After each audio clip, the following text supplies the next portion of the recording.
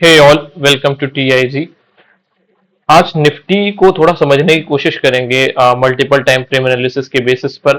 साथ ही उसके जो कुछ स्टॉक हैं जो उसमें अच्छा वेटेज रखते हैं, उन स्टॉक्स को भी समझने की कोशिश करेंगे ताकि हम ओवरऑल मार्केट का स्ट्रक्चर समझ पाएं। ये जो एनालिसिस है प्योरली डिमांड और सप्लाई जोन्स के बेसिस पर है। और ये एनालिसिस वीडियो मैं इसलिए बना रहा हूं क्योंकि कुछ मैंने ट्वीट्स एंड कुछ यूट्यूब वीडियोस देखी जहां पर लोग क्रैश एंड ऑल की बात कर रहे हैं। तो बेसिकली मैं अपने एनालिसिस के अकॉर्डिंग या डिमांड जोन्स और सप्लाई जोन्स के अकॉर्डिंग ये समझने की कोशिश करेंगे हम लोग कि वो चीजें कहाँ तक रेलेवेंस रखती हैं। देखो, जो एनालिसिस है उनका एनालिसिस हो सकता है, जिन्होंने भी एनालिसिस किया है सही भी हो सकता है, गलत भी हो सकता है। मेरा भी एनालिसिस सही भी हो सकता है, गलत भी हो सकता है। बट मतलब ये इस बारे में नहीं है कि क्या चीजें हो जाएंगी क्या नहीं हो जाएंगी। हम केवल डिमांड जोन से सप्लाई जोन के अकॉर्डिंग समझने की कोशिश करेंगे कि क्या डिमांड में स्ट्रेंथ है या सप्लाई में स्ट्रेंथ है। वो चीजें हम आइडेंटिफाई करने की कोशिश करेंगे चार्ट पर। और ये वीडियो प्योरली एजुकेशनल पर्पस के लिए है। यहाँ पर मैं कुछ भी ऐसा बात नहीं करने वाला हूँ कि प्राइस कहाँ चला जाएगा कहाँ नहीं चला जाएगा। सिंपली हम यही डिस्कस करेंगे कि डिमांड जोन्स में स्ट्रेंथ ज्यादा दिखती है या सप्लाई जोन्स में ज्यादा स्ट्रेंथ दिखती है। जिन लोगों को ये पता नहीं कि डिमांड जोन्स और सप्लाई जोन्स क्या होते हैं, उनके लिए बेसिकली मैं डिस्क्रिप्शन बॉक्स में एक लिंक दे दूंगा, how to trade demand zones and supply zones. उस वीडियो को देखिए, उसमें काफी अच्छे से मैंने एक्सप्लेन किया है। जो जो बेसिक्स हैं ऑलमोस्ट वो सब कवर किए हैं ताकि आप समझ पाए कि डिमांड जोन्स सप्लाई जोन्स क्या होते हैं और कैसे काम करते हैं। ऑन अ ब्रीफ नोट, ये स्ट्रक्चर्स हैं डिमांड जोन्स और सप्लाई जोन्स के।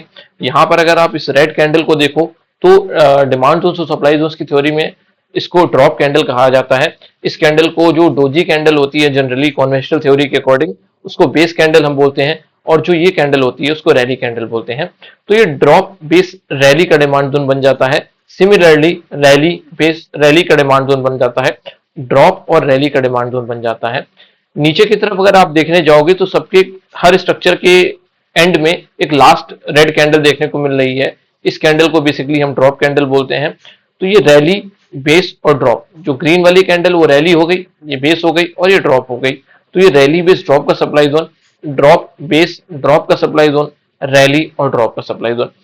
बेसिकली ये स्ट्रक्चर्स जो हैं वो हमें ये बताते हैं कि डिमांड कहाँ पर क्रिएट हुई थी और सप्लाई कहाँ पर क्रिएट हुई थी।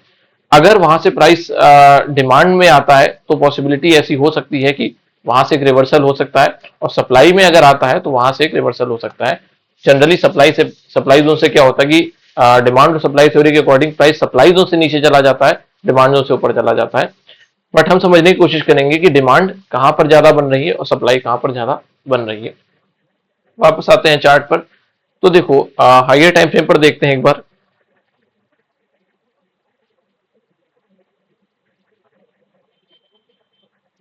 निफ्टी में अगर मैं देखने जाऊं तो देखो, निफ्टी अभी क्या है, क्वार्टरली के इस डिमांड जोन से ऊपर की तरफ जा रही है। इस डिमांड जोन को क्या बोलते हैं? क्वार्टरली का डिमांड जोन। क्यों? क्योंकि क्या है, ये क्वार्टरली का टाइम फ्रेम होल्ड करता है। मतलब ये क्वार्टरली के डिमांड जोन पे बना हुआ, सॉरी, क्वार्टरली के टाइम फ्रेम पर बना हुआ डिमांड जोन है। इसलिए ये रैली बेस और रैली का डिमांड जोन, क्वार्टरली का डिमांड जोन। जब प्राइस इस क्वार्टरली के डिमांड जोन में रिवर्स करके आया तो यहां से ऊपर की तरफ चला गया। मतलब यहां कुछ डिमांड शायद लेफ्ट हुई होगी, उस डिमांड को फुलफिल करने के लिए क्या हुआ, प्राइस यहां से ऊपर की तरफ चला गया। अभी क्या है, ऊपर की तरफ समझने जाए तो यहां पर एक क्वार्टरली का सप्लाई जोन है, ये रैली और ड्रॉप का सप्लाई जोन। अगर आप इन स्ट्रक्चर्स से आइडेंटिफाई करने की कोशिश करें तो मैं इस सप्लाई जोन की बात कर रहा हूं, ये रैली और ड्रॉप का सप्लाई जोन। और डिमांड जोन मैंने कौन सी बात की थी, ये रैली बेस रैली का डिमांड जोन। Got it? कुछ भी अलग नहीं है, जो स्ट्रक्चर्स वहां पर बताए हैं वही स्ट्रक्चर हम यहाँ पर डिस्कस कर रहे हैं। ये रैली बेस रैली का डिमांड जोन हो गया और रैली और ड्रॉप का demand zone, sorry, supply zone हो गया। Both demand and supply are present on quarterly time frame. Mark my word कि दोनों डिमांड और सप्लाई क्वार्टरली के टाइम फ्रेम पर ही प्रेजेंट है। ओके, ये क्यू एस जेड मतलब quarterly supply zone, Q D Z मतलब quarterly demand zone. Monthly time frame पर देखें तो यहां पर एक डी बी डी का सप्लाई जोन, मतलब ड्रॉप, थ्री बेस कैंडल और ड्रॉप का सप्लाई जोन। सप्लाई और डिमांड जो है वो बेसिकली बेस कैंडल्स में प्रेजेंट होती है। जो ये डोजी कैंडल आपको दिख रही है, ऐसा होता है कि इनमें ही डिमांड और सप्लाई के जो ऑर्डर्स होते हैं वो पेंडिंग होते हैं। इसीलिए क्या होता है, जब प्राइस रिट्रेस करके आता है तो जनरली वहां से ऊपर चला जाता है। तो जब प्राइस यहां से ऊपर की तरफ निकला तो देखो जैसे इस सप्लाई जोन को टच किया, इसको मैं लाइन से मार्क कर रहा हूं, रेड हॉरिजॉन्टल रे। तो देखो आपको दिख रहा होगा कि जब प्राइस यहां से ऊपर की तरफ जा रहा था तो यहां से देखो नीचे की तरफ एक अच्छा फॉल आया। वो क्यों आया? क्योंकि एक सप्लाई जोन प्रेजेंट था वहां पर। अभी हायर टाइम फ्रेम पर आपको नहीं समझ आ रहा होगा, लेकिन मैं जैसे लोअर टाइम फ्रेम पर आपको लेकर आता हूं तो आपको समझ आएगा कि जो ये वाला वेव शुरू हुई थी वो वेव इस सप्लाई जोन में एंटर की और वहां से 23,800 से प्राइस ऑलमोस्ट 21,800 मतलब 2,000 पॉइंट्स का अप्रॉक्स फॉल देखने को मिल गया था हमें।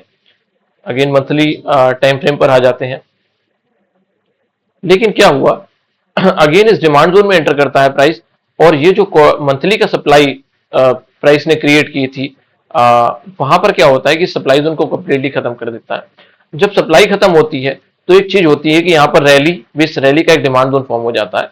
सप्लाई खत्म हो गई, इसलिए मैं इन रेड लाइंस को शिफ्ट कर दे रहा हूं इधर की तरफ and converting it into green which is showing generally a demand zone। Okay, weekly time frame पर आते हैं। मतलब मंथली पर तो आपने देखा, सॉरी देखो मंथली पर मैं क्या बताना चाह रहा हूं कि यहाँ पर रैली बेस रैली का डिमांड जोन है। ऊपर की तरफ अगर आप देखो तो ये रैली 2 बेस कैंडल और ड्रॉप का एक सप्लाई जोन था और इसी सप्लाई जोन से भी देखो जो रिएक्शन आया वो लगभग इसी सप्लाई जोन से आ रहा है। मतलब क्या हुआ कि क्वार्टरली के डिमांड जोन से प्राइस ऊपर जा रहा था, मंथली के सप्लाई जोन को फिनिश कर दिया और ऊपर की तरफ जो दूसरा मंथली का सप्लाई जिसको क्वार्टरली का सपोर्ट था वहां से प्राइस नीचे की तरफ आ रहा था। लेकिन जब नीचे की तरफ आ रहा था तो मंथली का जो डिमांड जोन था ये वाला, ये देखो रैली बेस रैली का डिमांड जोन था, इसके अंदर एंटर करके अभी वहीं से हमें रिएक्शन देखने को मिल रहा है। ओके, वीकली टाइम फ्रेम पर अगर देखने जाओ तो यहां पर जब प्राइस ऊपर की तरफ जा रहा था तो इसने एक स्ट्रेट मूव दी, क्योंकि शायद इंस्टीट्यूशंस को जो लिक्विडिटी चाहिए थी, जो ऑर्डर्स चाहिए थे फुलफिल करने के लिए अपनी बाइंग, वो यहां पर कंप्लीट मिल चुकी थी, इसलिए जोन फॉर्मेशन का बहुत ज्यादा मतलब नहीं लगा उन्हें।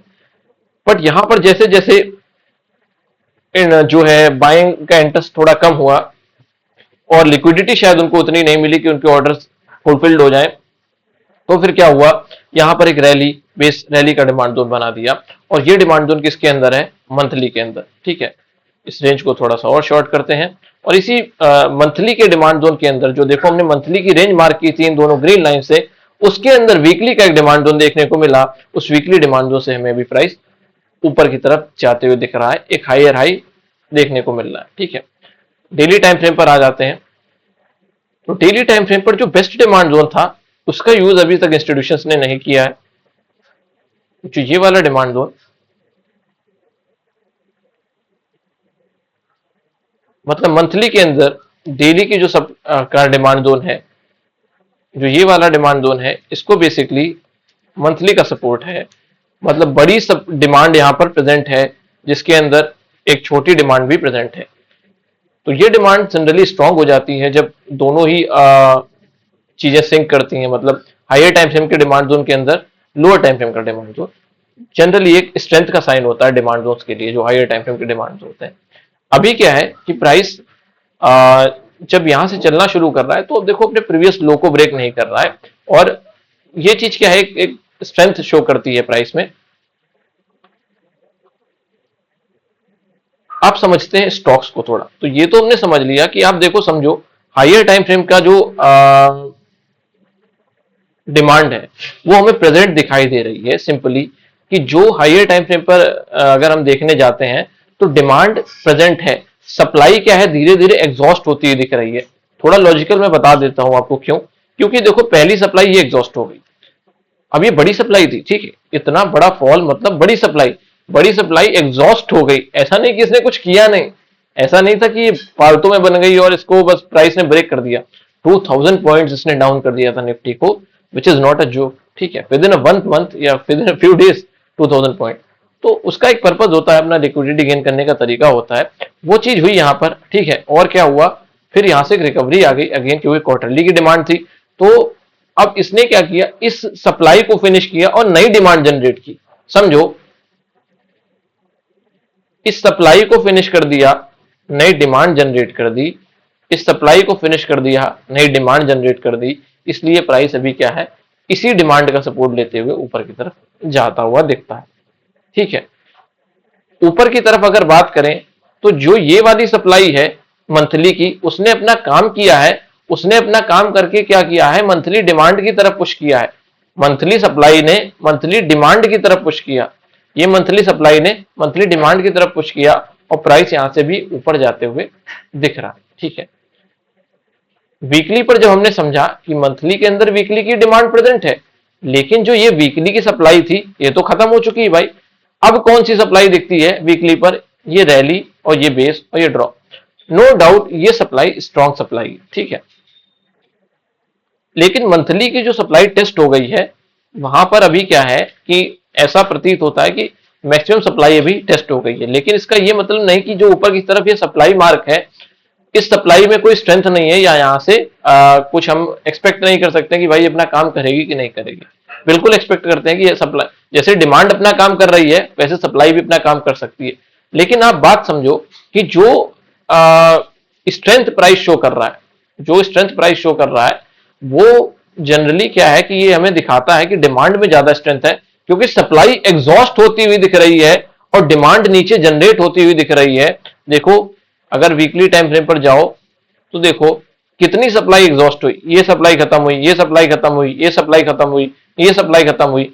ये सप्लाई मतलब बेसिकली मैं क्या बता रहा हूं, जोन्स खत्म हुए, सप्लाई जोन्स खत्म हुए, जो हम जोन्स हमने यहां पर डिस्कस किए थे कि ये rally base drop, drop base drop, rally drop, वही सेम स्ट्रक्चर आपको देखने को मिलेंगे। जैसे ड्रॉप, टू बेस के अंदर drop, rally base drop, drop base drop, rally base drop, drop base drop. इस सप्लाई को खत्म किया जा रहा है धीरे धीरे और नई डिमांड जनरेट की जा रही है।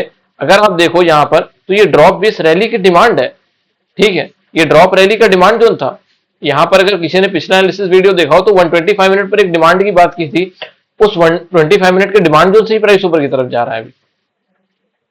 ठीक है, ऊपर की तरफ बहुत ज्यादा ये कुछ दिखता नहीं, खास डिस्ट्रीब्यूशन है। अगर बैंक निफ्टी को देखो जो उसने अपने नियरेस्ट रिवर्सल के ऊपर क्लोज भी कर दिया है शायद, तो समझो कि डिमांड क्या है कि सिग्निफिकेंटली स्ट्रांग दिखाई देती है। लेकिन कुछ पक्ष हैं जिनकी बात करना जरूरी है, ऐसा नहीं कि सप्लाई को इग्नोर कर दिया जाएगा। ठीक है, हो सकता है सप्लाई अपना काम करे, लेकिन मैं जो क्रैश वाली बात है उस पर पहले आ जाता हूं। एचडीएफसी को देख लेते हैं, इसके रिगार्डिंग देखो भी मैंने ट्वीट भी किया था थोड़ी देर पहले।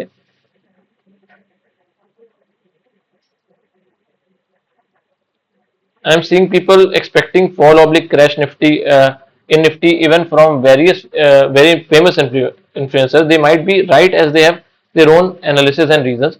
But if I see stocks which have significant weightage in Nifty, they are having strong demand zones. और उन्हीं demand zones की बात करने के लिए बेसिकली ये वीडियो मैंने बनाया कि ताकि आप कंप्लीटली समझ सको कि क्या चीजें हैं, कैसे डिमांड और सप्लाई को समझें, उसके बेसिस पर हम समझने की कोशिश करें कि स्ट्रेंथ है मार्केट में या मार्केट वीक दिखती है ओवरऑल। तो आ जाते हैं एचडीएफसी पर। एचडीएफसी पर देखने चले जाओगे आप तो क्वार्टरली का डिमांड जोन फॉर्म किया है, which is not a joke. Quarterly demand zone इतने बड़े स्टॉक में, अगर आप, मैं बहुत बड़ी बात नहीं कहता हूं कि अगर आप पीछे चल के हिस्ट्री देखने जाओगे तो बहुत ही रेयर होता है कि ऐसी डिमांड्स हैं जो है वो एग्जॉस्ट हो जाए। ठीक है, तो और ऊपर से हमें अच्छे डिमांड जोन का सपोर्ट मिलकर प्राइस ऊपर जा रहा है। ठीक है, ये रैली बेस रैली है, ड्रॉप रैली का डिमांड जोन फॉर्म किया है। ठीक है, और सबसे इंपॉर्टेंट बात है ये डिमांड जोन स्ट्रांग है, ये रैली 3 बेस के अंदर रैली का demand zone. Monthly and weekly पर चले जाते हैं एक बार। वीकली पर भी देखो ये नीचे की तरफ ड्रॉप बेस रैली है, ये रैली 2 बेस के अंदर रैली का डिमांड जोन है। तो डिमांड प्रेजेंट है, तो अगर पॉसिबल होगा कि भाई रिवर्सल एक आएगा तो फिर डिमांड है नीचे की तरफ जो शायद उस डिमांड जो सेलिंग है उसको बाइंग में कन्वर्ट कर सके, ये पोटेंशियल रखते हैं ये डिमांड जोन्स। बात करें अगर रिलायंस की,